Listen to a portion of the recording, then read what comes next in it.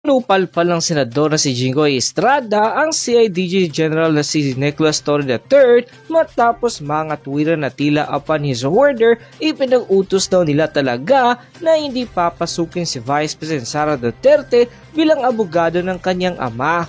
Gigil na lumabas sa Senate investigation ang senador na si Jinggoy Estrada kung saan ay harap-harapan nitong si General Torre kung para sa kanya ba ay tama ang ginawa nito na bukod sa pagbabantang hihilain ng dating Pangulong Rodrigo Roa Duterte o ng sinumang mga abogadong nakapaligid rito, hindi pa rito pinapasok ng ikalawang Pangulo na mismong anak ng abogado ni Pangulong Rodrigo Roa Duterte. Sa patuloy na katanungan ni Senador Jinggoy Estrada ay tila'y paniwatig nito na tila nilabag daw ni Torre ang Bill of Rights si Pangulong Rodrigo Roa Duterte kung saan ay ayon sa Section 1 of no person should be deprived of life, liberty, or property without due process of law.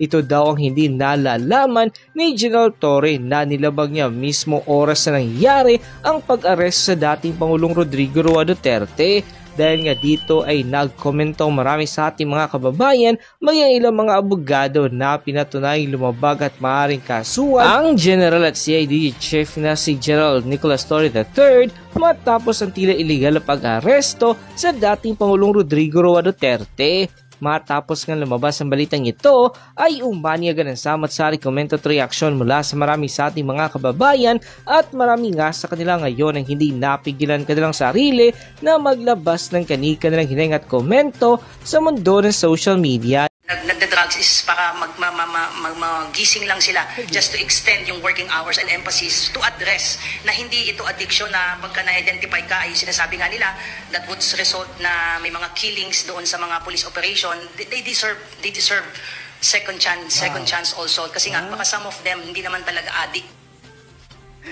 Kaya bumalik at naging talamak ngayon ang droga no? Kasi ang mga police natin yung mindset nila, bigyan ng second chance. Hoy, ang dami kayang chance na binigay. Una, nangangampanya pa lang si Tatay Digong, winarningan na niya tayo about droga. And nung naging presidente na si Tatay Digong, warning siya ng warning. Kaya nga may tukhang Ang tukhang, tok-tokhang yo. Kakatukin yung alleged gumagamit ng droga at kakausapin na, hey, itigil mo na yan. Ganyan ang ginagawa nila. Pero may mga matitigas ang ulo. Ay, Diyos ko. Alam niyo mga Lods, itong mga kapulisan natin, kayo dapat ang mag-impose ng strict discipline. Pero kayo pa ang magsasabi, give them a second chance. Bakit? Yung mga pinatay ng adik at saka mga nirape, yung mga inosente, binigyan ba sila ng second chance? Wala! Isang drug suspect ang ipresenta ng Caloocan City Police na nagsasabing drug runner si Kian. Nakunta ko na po sa cellphone yung neneng. Sige na po mag-abang sa kanto. Sa lubong na po. Daan na po. Kaliwaan na po. Diretso na. Ito sa area, kilala siya ron Ang tawag na sa doon ng mga tao ron is addict, pusher. Ngayong napatay na siya, mabait na siya. Diba? Nung namatay na, mabait na. Sikat naman pala talaga si Kian sa kanilang lugar. Addict, pusher. Tapos isisisi nyo kay Tatay Digong. Mali! Isisi nyo yan sa mga magulang! Sisi nyo yan sa mga magulang.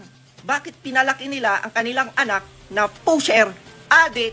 Bakit pinalaki nila ang kanilang anak na ganyan? Huwag nyo isisi kay Tatay Digong. Winarningan na kayo. Mga putang igit nyo. Tapos nyo yun, iyak-iyak kayo ng iyak. Bring back memories. Kunwari kay Kian, may nabasa pa ako. Tama na, papasok na ako bukas. Uto-uto! Diba? Hayop kayo. Isisi nyo sa mga magulang ang pagkukulang. Wala yan sa presidente. Pwedeng may kasalanan ang pulis, pero bakit isisi nyo sa presidente? Ang main na dapat sisihin dito ang mga magulang kasi nagpabaya ang mga magulang. Bakit? Yang anak nila, diba? Nasangkot sa droga. Yun! Sir Jeff, ang inupuan niya, upuan ng presidente ng Pilipinas yun. Hindi siya presidente ng Pilipinas. Isipin mo naman yun. Anong klaseng bent backwards yun? That is the 250th Airlift Wing, which is the Presidential Airlift Wing of the Republic of the Philippines. Ang upuan niya, presidential chair. And he is an arrested person. Pati upuan. Sige nga. Hindi ba special treatment yun? Pasensya na po kayo, talagang napakalaking special treatment. Di ko natatapusin ang video, no?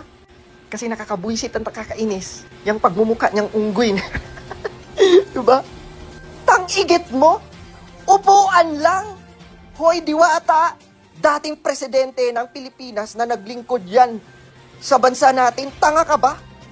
Grabe talaga. Alam mo, Tore, Diyos ko, excited ako no? After ng term na to, magpapalit ng liderato, excited ako. Saan ka kaya pupulutin ka ha? Hayop ka? Grabe pagka-disrespectful mo sa former president. Upuan lang, ikinakaputok na ng butchi mo. Talagang ikinaproblema niya na parang special treatment daw yun kasi nakaupo sa presidential chair. Alam niyo mga lods, nagtataka din ako dyan kay Tore. Bakit ganyan na lang kanyang galit kay Tatay Digong? Diba? Hindi mo mawari eh. Saan kaya galing yung pagkamuhi niya? Pag umaresto ka ng tao, pag inaresto ka ng pulis, pwedeng hindi dala ng pulis ang warrant mo. Ha? Pwede. Pwede? Sasabihin na ng pulis kayo, arestado ka, may warrant ka. Wow. Nasaan ang warrant? Andun sa istasyon, halika na. That's perfectly legal. Wow! Oh my God! Diba? Galing sa kapulisan natin, mang-aaresto ng walang warrant. Ay, grabe! Nakakatakot naman yan, Diwata! Ano, kayo ang batas? Kayo dapat masunod? Grabe, nakakatakot naman pala ito. Ano na, martial law na? Huy, Diwata! Hindi ikaw ang batas! Tang-igit, mang-aaresto kayong hindi nyo dala ang warrant. Ano yan? Eh di wala na pala ang warrant. Warrantless na pala. Kung may mga gusto kayong dakpin, dinadakip nyo na lang, iba din. Talagang itong si Diwata, no? Talagang yung kademonyuhan, talagang bit niya eh. Imagine niyo mga lods, marinig natin yan mismo sa mga kapulisan natin. Diba? Anong iisipin ng mga kapwa natin Pilipino? Naku, ikaw Diwata, pinahamak mo na naman ang mga kapulisan natin, Diyos ko.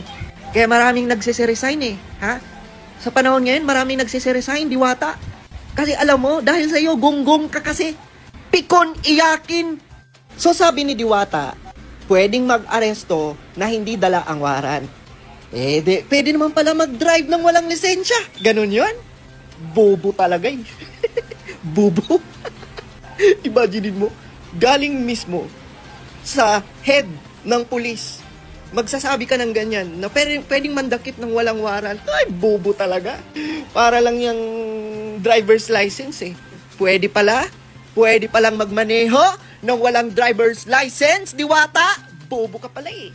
Ha? Anong katwiran yan? Anong kalokohan yan? Hindi porket head ka ng pulis, ay magsisiga-siga ka na dyan at feeling mo ikaw ang batas. Si Diwata ang classic example. Si General Diwata ang classic example ng mga bully na pulis. Ganyan yung mga bully na pulis eh. Manyaman o mayaman, magluto. Kapampangan.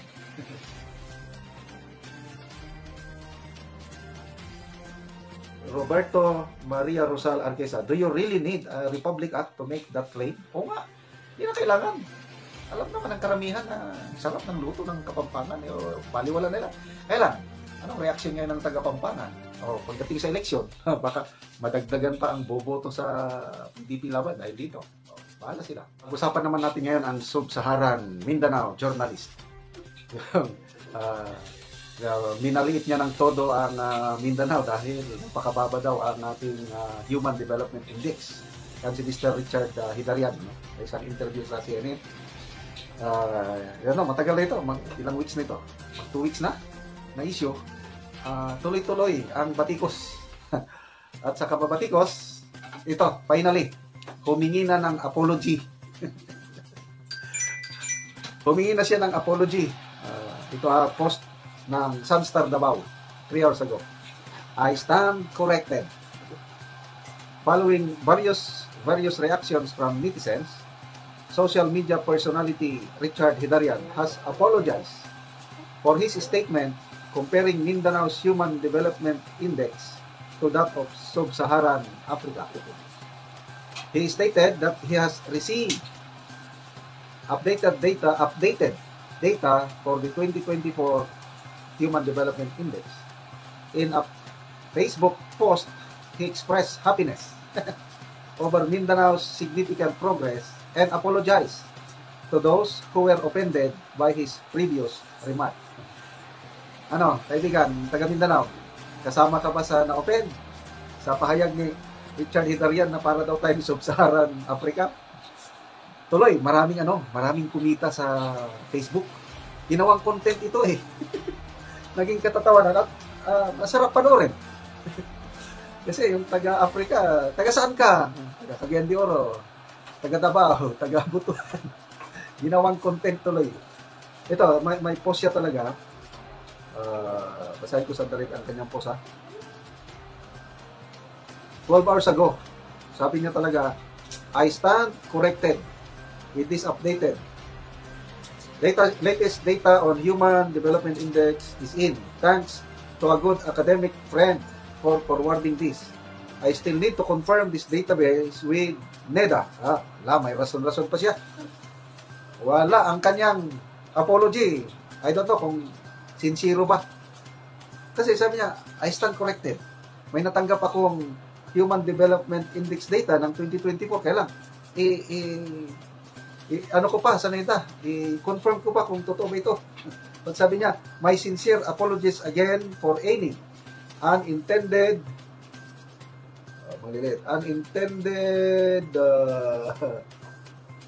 hurt to our good kababayans. Anyway, tapos naman yan. Magbasa tayo sandali sa mga comments people who reacted. By the way, marami ng LGUs na nag-declare sa kanya na persona non grata. Na-i-vlog ko na yung Isabela City sa Basilan. Yan, dineclare siya na persona non grata. Sa El Salvador City, sa Misamis Oriental. Yun, persona non grata. Ito, pangatlong LGU na na-monitor ko, I believe, marami pang susunod. Yung Municipality of Lantapan, Bukidnon. Gideclare siya na persona non grata. Basahin ko itong resolution. Resolution declaring Mr. Richard Hidarian persona non grata in the Municipality of Lantapan, Province of Bukidnon, over derogatory remarks against the people of Mindanao. Author, Honorable Mary Divar. Whereas, the Municipality of Lantapan, Province of Bukidnon, punta na lang tayo sa whereas. Yan medyo matagal. Whereas, declaring Mr. Richard Poronda Hidarian as persona non grata serves as an expression of the municipality's collective indignation and disapproval of statements that promote discrimination and disrespect. Now, therefore, be it resolved. Okay?